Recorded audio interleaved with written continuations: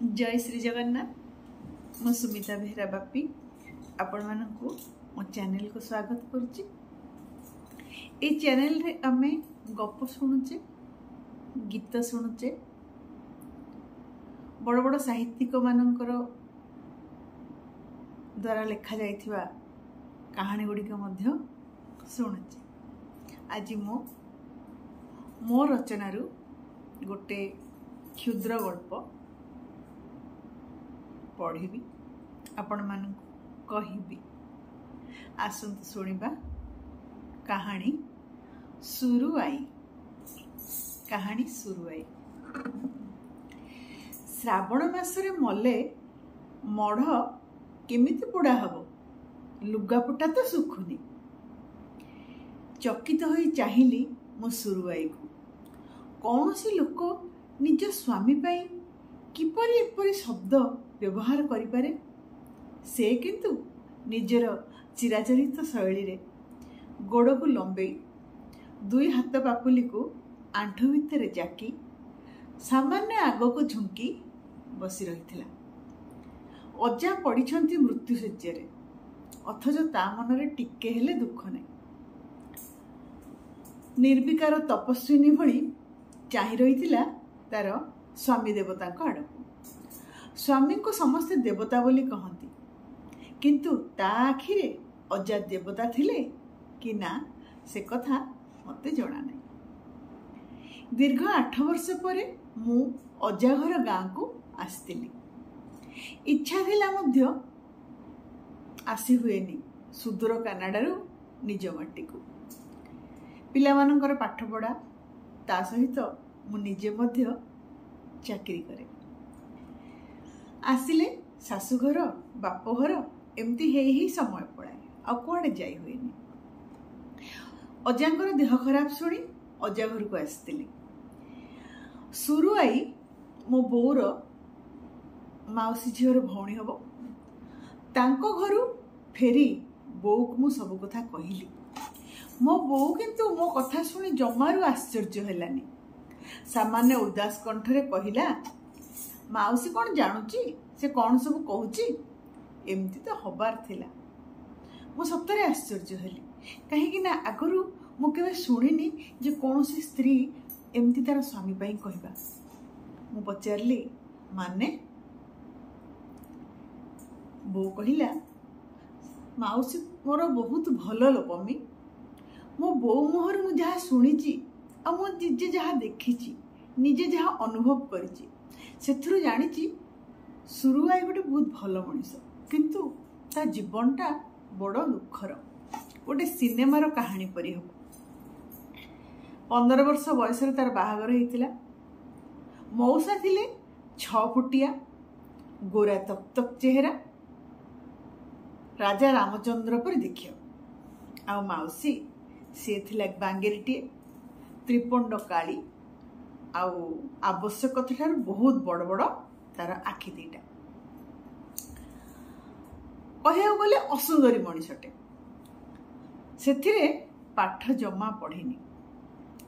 पाठ केमिति पढ़ी था जे जो दिन स्कूल गला समस्ते ताको काली काली कही कि चिड़ेले। माँ काली आसिला, माँ काली आसिला एमती कही ताको चिड़ेले। तो गाँटा सारा समस्ते आश्चर्य हुअंती जे विधि एमिति केमिति जोड़िला। एडे सुंदर स्वामी को एमिति कन्या कोठी तालमेल बसुनी। अजा सेतबेले बीए पास आ आई श्री अक्षर विवर्जिता। बो कहे हाथ गंठी पड़िया बेलू अजा देखिले आईर हाथटा देखिला परे तांकर जो हस हस मुहटा थिला तांको मुहटा सुखीगला।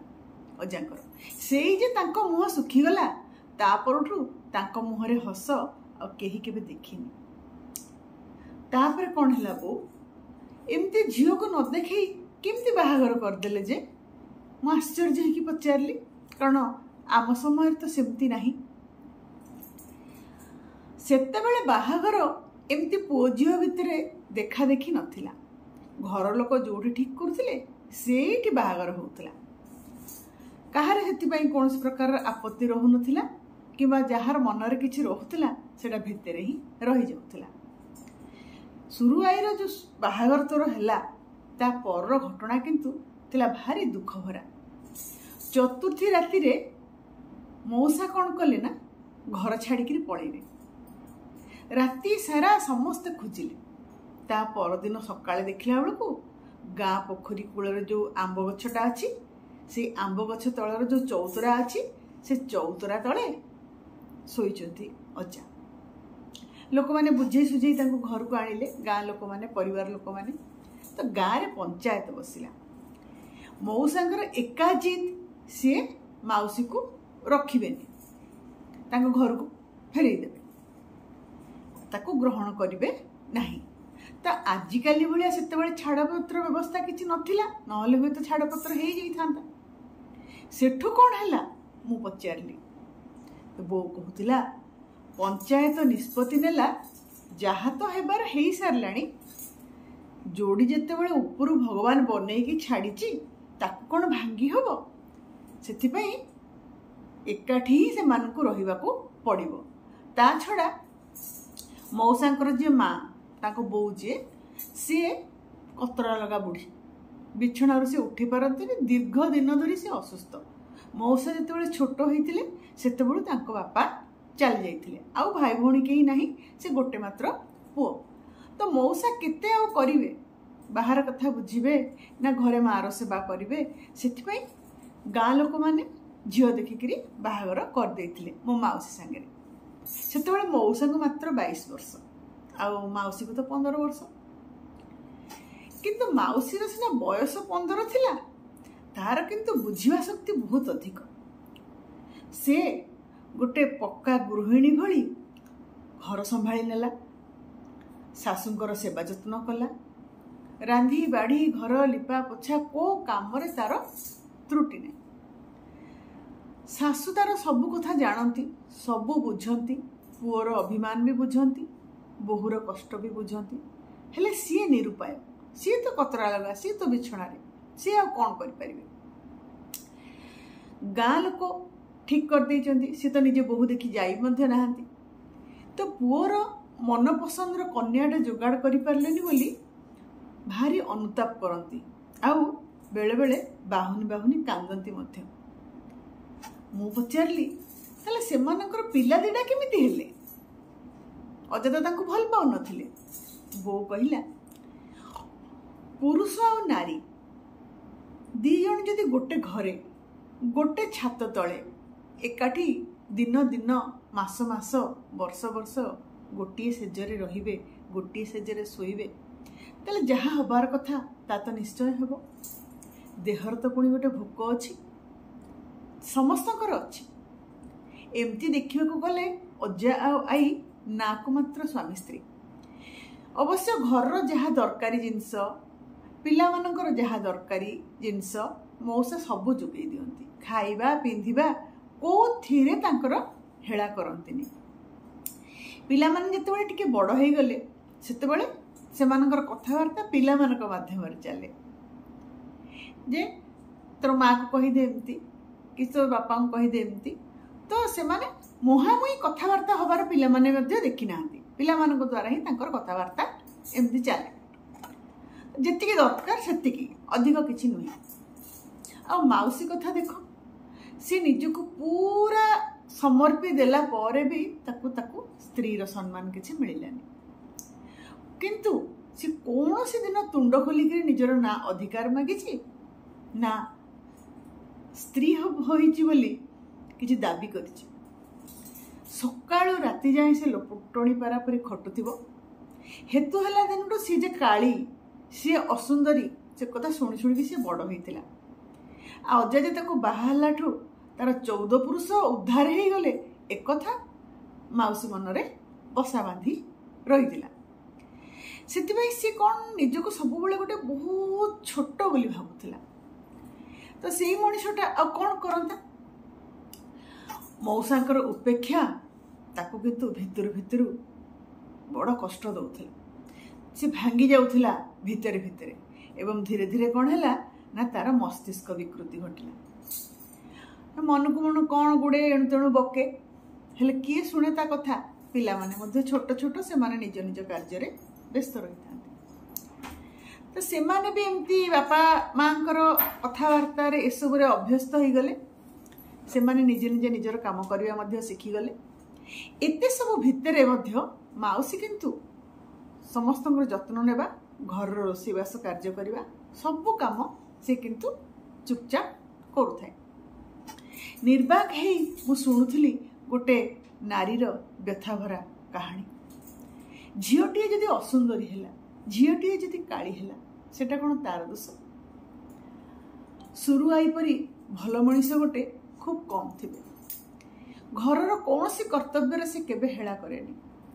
ସ୍ୱାମୀ ଆଉ ପିଲାମାନଙ୍କର ମଙ୍ଗଳ କାମନା କରିକି 12 ଓଷା ବ୍ରତ ମଧ୍ୟ କରେ। ଥରେ ଅଜା 4 ମାସ ଦେହ ଖରାପରେ ପଡ଼ିଥିଲେ। ସେତେବେଳେ ମଧ୍ୟ ସୁରୁଆଇ ଦିନ ରାତି ଏକ କରି ନ ଖାଇ ନ ପିଇ ଅଜାଙ୍କର ସେବା କରିଥିଲା।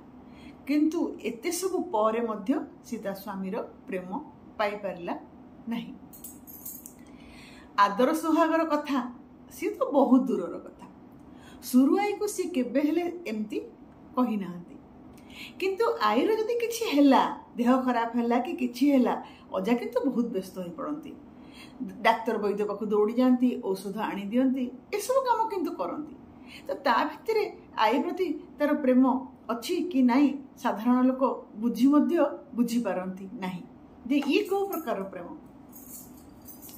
ତ ଆଈର ପାଗଳାମି ତାର କାରଣ ଯେ ଅଜା ନିଜେ, ଏକଥା ମଧ୍ୟ ଅଜା ବହୁତ ଭଲ ଭାବରେ ଜାଣନ୍ତି।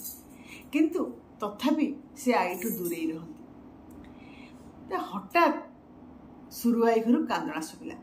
ବୋଉର ମୋର କଥାବାର୍ତ୍ତା ହେଉଥିଲୁ, କାନ୍ଦଣା ଶୁଣାଗଲା। କାନ୍ଦଣା ଶୁଣାଗଲା ପରେ ଆମେ ବୋଉର ମୋର କ'ଣ କଲୁ ନା ଦୌଡ଼ା ଦୌଡ଼ି ହେଇକରି ସୁରୁଆଇ ଘରକୁ ଗଲୁ। ଆମେ ଯାଇକି କ'ଣ ଦେଖିଲୁ, ଆଈ ସେମିତି ଗୋଡ଼କୁ ଲମ୍ବେଇକିରି ତା ଷ୍ଟାଇଲରେ ବସିଛି, ଆଉ ନିର୍ବିକାର ସ୍ଥିତପ୍ରଜ୍ଞ ମଣିଷଟିଏ ପରି। ମୁହଁରେ ଦୁଃଖର କୌଣସି ଚିହ୍ନବର୍ଣ୍ଣ ନାହିଁ। ସେ ମନକୁ ମନ କପୁଛି। ସମସ୍ତେ କହୁଛନ୍ତି ସିଏ ମରିଗଲେ, ହେଲେ କେମିତି ମରିଗଲେ ଯେ ପ୍ରାଣଟା ଛାଡ଼ିଲା ସେଟା ତ କାହିଁ କେତେବେଳେ ଛାଡ଼ିଲା କେତେବେଳେ ଗଲା ମୁଁ ତ କାହିଁ ଦେଖିପାରିଲିନି। ଆଉ ମରିଗଲେ କେମିତି?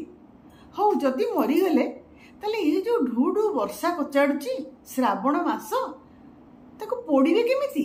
ସେ ମାଲ ଭାଇ କେମିତି ଆସିବେ? ଏଇପରି ଭାବରେ ସିଏ ବକର ବକର ହେଇ ଗପୁଥିଲା। ଆଉ ଆଈର ଝିଅ ରମା ମାଉସୀ ଆଈକୁ କୁଣ୍ଢେଇ ଧରି କାନ୍ଦୁଥିଲା। ଉପସ୍ଥିତ ଯେତେ ଲୋକ ଥିଲେ ସମସ୍ତଙ୍କ ଆଖିରେ ଗୋଟେ କରୁଣା ଭରା ଚାହାଣୀ ଆଈ ପାଇଁ ଥିଲା। ଧନ୍ୟବାଦ। କାହାଣୀଟି କେମିତି ଲାଗିଲା ନିଶ୍ଚୟ କମେଣ୍ଟ ବକ୍ସରେ ଜଣାଇବେ। ଆଗକୁ ଆହୁରି ଅନେକ କାହାଣୀ ଏବଂ କବିତା ନେଇ ମୁଁ ଆସିଛି।